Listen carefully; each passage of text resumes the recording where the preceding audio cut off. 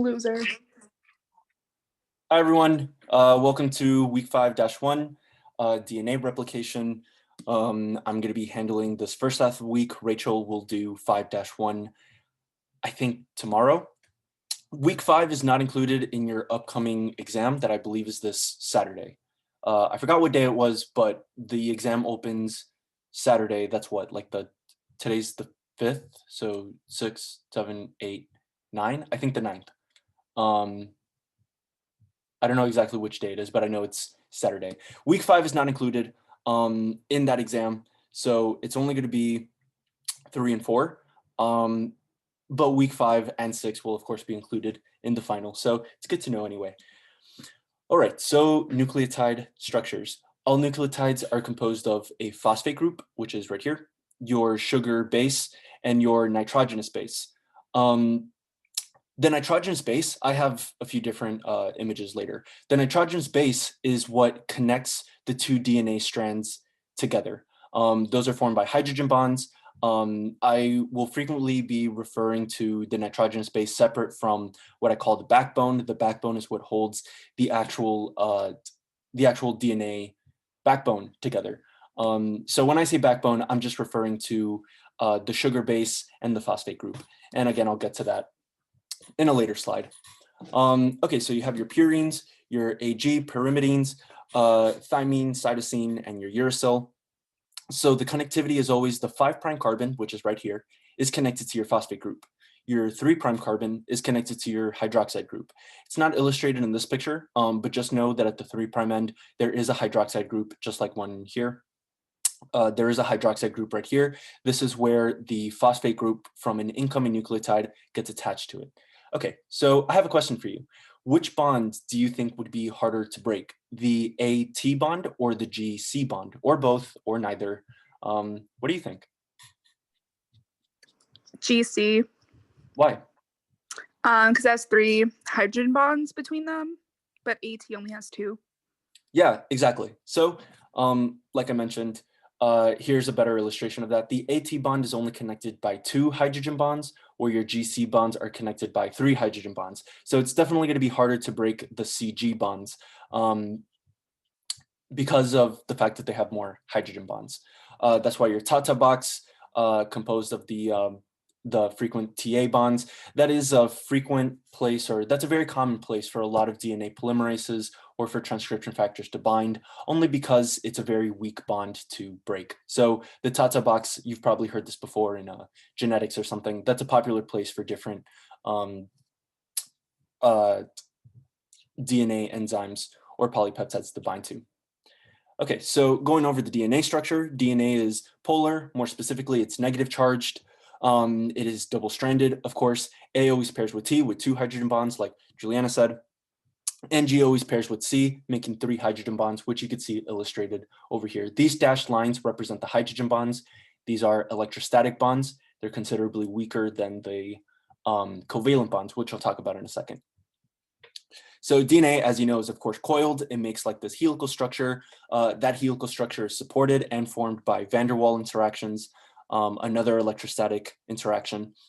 The replication process is semi-conservative, meaning that only one strand of parental DNA is going to be conserved and transferred over to the next cell. The next one, or excuse me, the other strand is going to be newly synthesized. That's why it's semi-conservative, because only half of it is conserved from one cell to the new replicated cell. And of course, strand synthesis always occurs from the 3' end to the 3' end, so in this direction. Even though DNA is bidirectional, meaning that this strand, if you notice, here's the 5' and it's going, as you go down, you reach the 3'. However, on the opposite strand, you're on the 5' and in the opposite direction, it goes to the 3' end. So even though DNA is bidirectional, meaning it goes in different directions, synthesis or new strand synthesis always occurs from the 5' to 3' end. And I'll talk about this in a little more detail later. So some bonds to know. You have your phosphodiester bond, which I mentioned, this is a covalent bond. This is a very strong bond. And the phosphodiester bond is between the backbone of the DNA. So between the phosphate group and the nitrogenous base. Notice here, this is your backbone, where here your nitrogenous base is binding through hydrogen bonds. But before I get to that, covalent bonds almost always require some kind of enzyme or some kind of protein to catalyze this bond, only because it's an extremely strong bond. And of course, it makes sense that your DNA backbone is strong because you obviously don't want your DNA like falling apart and, you know, getting messed up. It's kind of super important. So it's important that you have strong bonds supporting the backbone. However, the bonds between the nitrogenous bases, so between the A and T and the C and G, these are hydrogen bonds, which are electrostatic bonds, and they're much more weaker than the covalent bonds, which again also makes sense because if your cell wants to transcribe a specific gene or if it wants to replicate the DNA, it's important that the cell can easily break apart these bonds between the nitrogenous bases. If these were covalent bonds, it's going to be extremely difficult for the cell to replicate or for it to transcribe a gene or something. So it makes sense that between the nitrogenous bases, between the nucleotides, you have weaker bonds compared to the bonds that are holding the DNA backbone together. Okay, so any questions about this?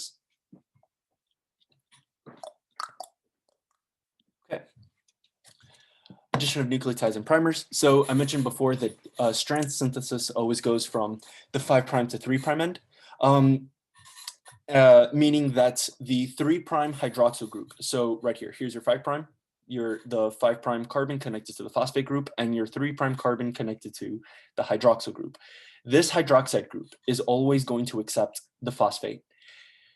And the reason for that is because of the energy difference. When you break bonds, that consumes energy. So when you break this phosphate bond, you are introducing a lot of energy into this phosphate group. To satisfy all of that energy that you've introduced, you have to pass it on, or you have to form a bond with this 3' hydroxide. Forming bonds, as you know, releases energy, and molecules are most stable when they have the least amount of energy. So that is why essentially nucleotides can only be added in the 5' to 3' direction, only because the hydroxide group must accept the phosphate to form that phosphodiester bond. It's essentially, it's an energy difference, essentially. I don't think Laura is going to like really, hammer you on the specificity of this, but just so you know that the reason that it's from 5' to 3', it's because it's an energetic thing. 3' hydroxyl group always accepts the next nucleotide, which is the 5' phosphate group. Okay, so before all of this polymerization can start, so before all of these nucleotides can be attached very fluidly, you need a starting place. You need a primer. That primer is like, it's kind of like a starting template for you to go. There's another enzyme, there's another protein called the DNA primase, or sometimes just called the primase, which makes a primer. That primer is super important for the polymerization of your DNA synthesis. So the primer, as I mentioned before, is placed by an enzyme called the primase. However, that primer that the primase places cannot stay there forever. Eventually, that primer that was put down by the DNA primase is eventually going to be cut out. And the DNA polymerase actually has to come back and replenish replenish where the primer used to be. And the reason for that is because the DNA primase it puts a template, it puts a primer, but that primer is pretty prone to errors. There's a lot of errors when you put down the primer. Mind you, the primer is only like, I think it's only like 10 nucleotides or something. It's either 10 or 100. I know I'm off like a magnitude of like 10, but like it's something like that. It's relatively small in the long scheme of things. But just so you know, the primer is not going to stay there forever. It does have to be cleaved up eventually because, like I said, the primers placed on by the DNA primase is very prone to errors. It's only functioning as a template. So once that template is no longer needed, again, the DNA polymerase is going to come back and replenish where the primer used to be.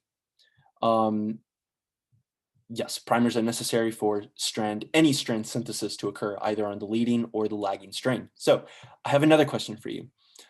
This is the two-part question. So the DNA polymerase moves along the template strand in the 5' to 3' or 3' to 5' direction, and the daughter strand is formed in the 5' to 3' or the 3' to 5' direction. So if you're watching the recording, feel free to pause now and try to figure it out on your own. If you're with me and you're still conscious, feel free to answer which letter choice it might be. Feel free to drop it in the chat if you don't feel like turning your mic on. C. Why do you think C?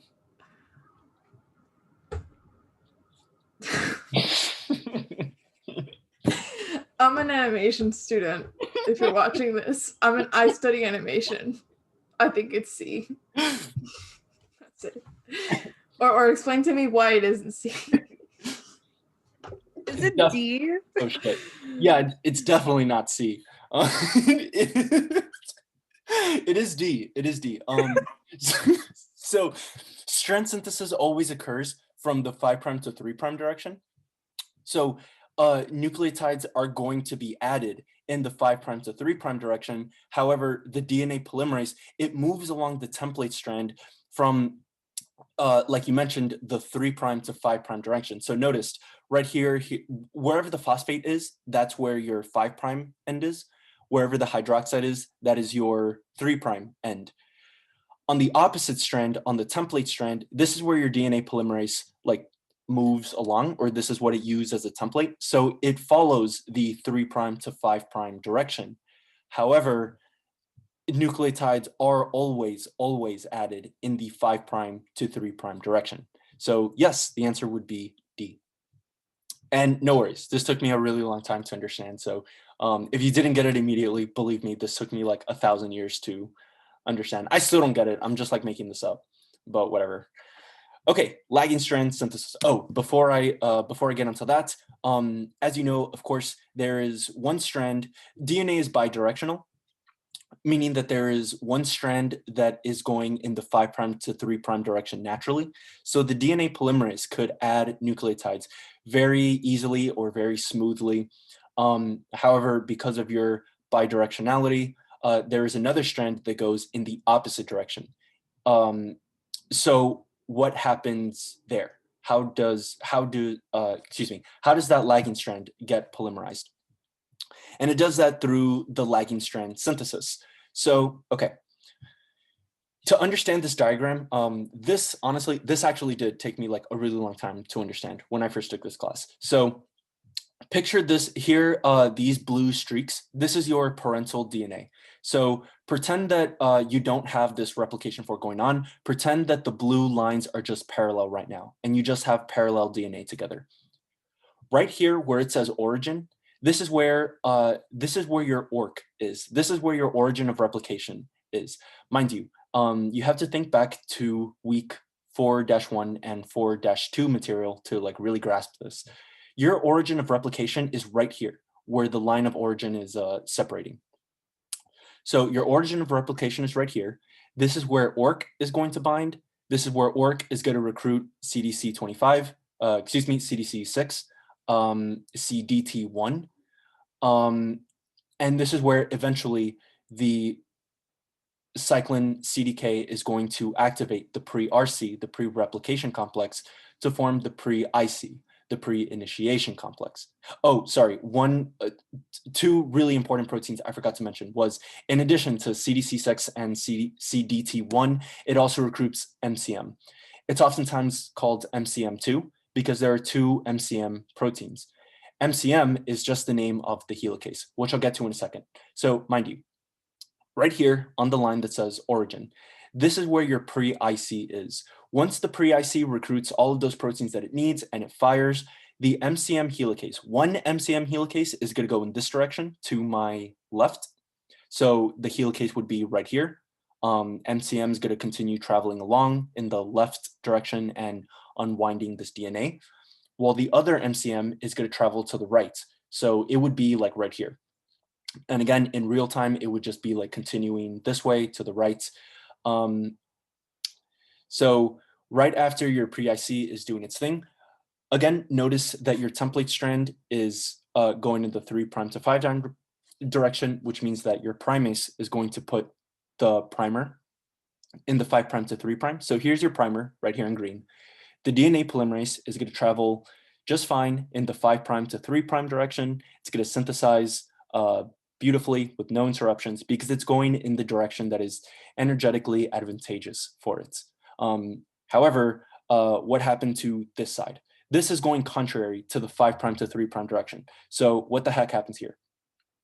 What happens here is you have another protein, another DNA primase that puts down these primers. So what it does is it jumps back like I think several hundred nucleotides or something like that, and it puts a primer. Then it jumps back another 100 nucleotides, it puts a primer, and again, that cycle just continues going. Those primers that it's putting down in the lagging strand, those are known as Okazaki fragments, named after the Japanese researchers that discovered them. There were a couple. That's cute. Anyway, Really cute.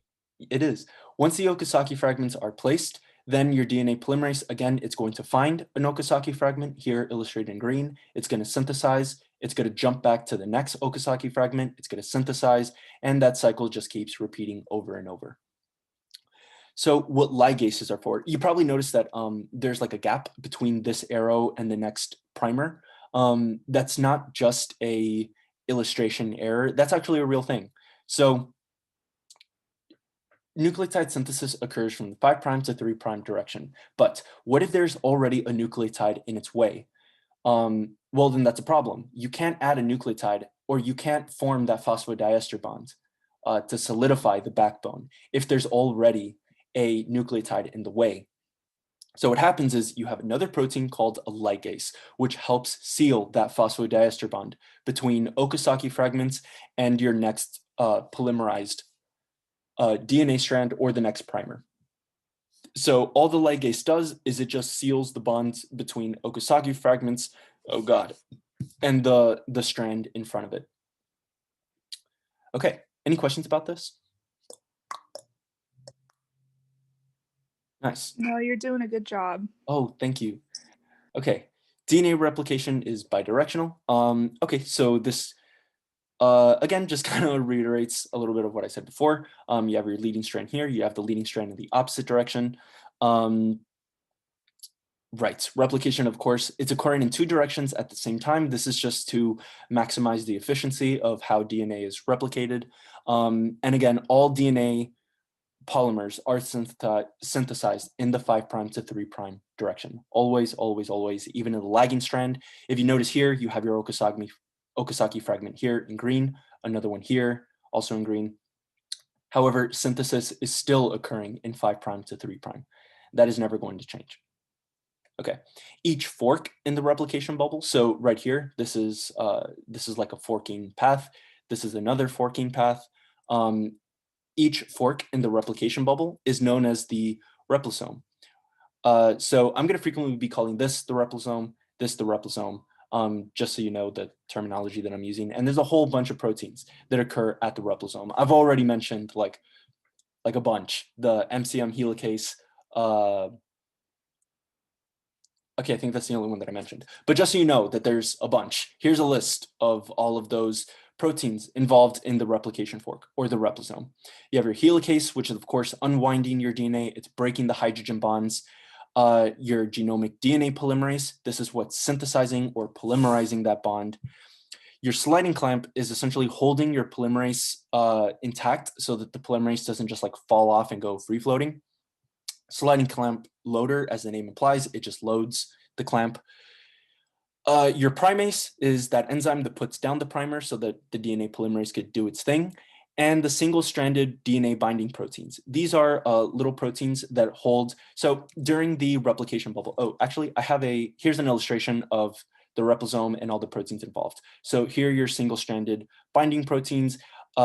These guys are just responsible for holding the two strands of your proteins apart so they don't like flop around everywhere, I guess. I don't like this illustration too much. It's a little too cartoony, and honestly, DNA synthesis doesn't even like actually look like this. In reality, there's like a loop-de-loop somewhere. Except I tried looking on Google Images for some images, and I really couldn't find anyone that I could like confidently explain. So this cartoon one is just gonna have to work. Hold on, someone's texting me. Okay. It was just nonsense. Okay. Hold on, you guys are in my way. The end replication problem in DNA synthesis. Okay, so we've talked a great deal about DNA synthesis, but before I go on, do you guys have any questions about anything? Sweet. No, Okay. this is very thorough. Oh, thanks. Shivani just left. I think she was mad. It's okay. Okay, the end replication problem. So in replication, there's, of course, a problem. What happens when you get to the end of linear DNA?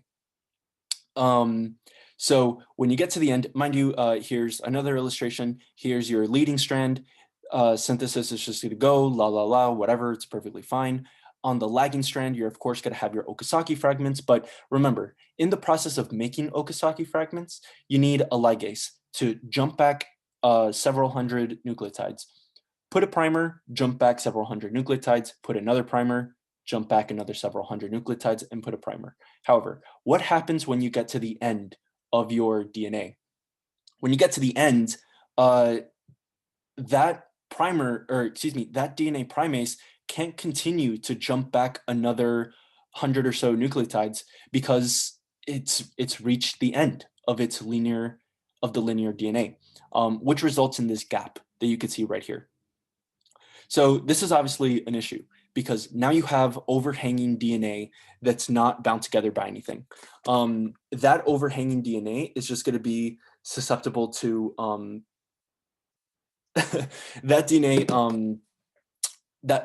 that overhanging DNA is going to be susceptible to nucleases just chewing away at it. It's eventually going to lose it. So the problem here is that every time that the DNA replicates, it's always going to lose a little bit more and a little bit more until, until the cell is replicated so much that it's lost a lot of its DNA. So to account for this, DNA has these things called telomeres.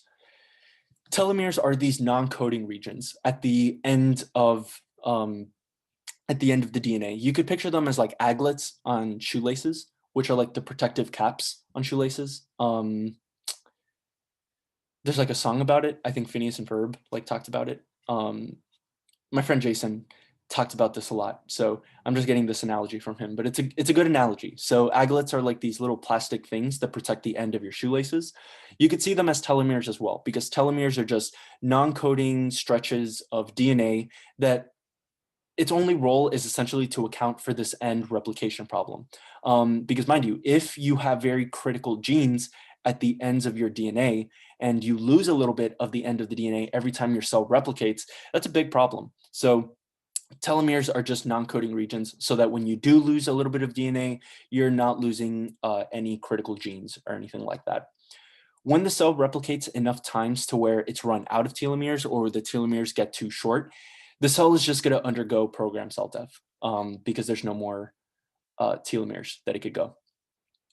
Another way that it could account for this is the the telomerase. This telomerase, as you can see over here, it's an enzyme that kind of extends the overhang DNA region. So right here, you can see this is the end of your DNA. You have some overhanging DNA just hanging out there.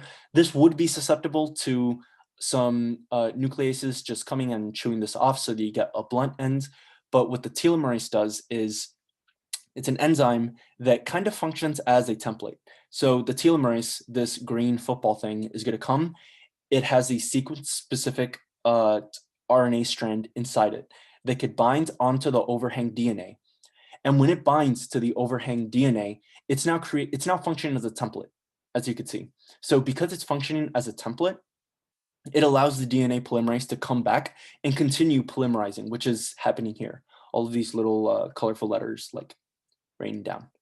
So once these guys finally do form a little bit more of the ends of your DNA, then once again, now your DNA primase is available to make a template because it's now finally long enough to create an Okazaki fragment.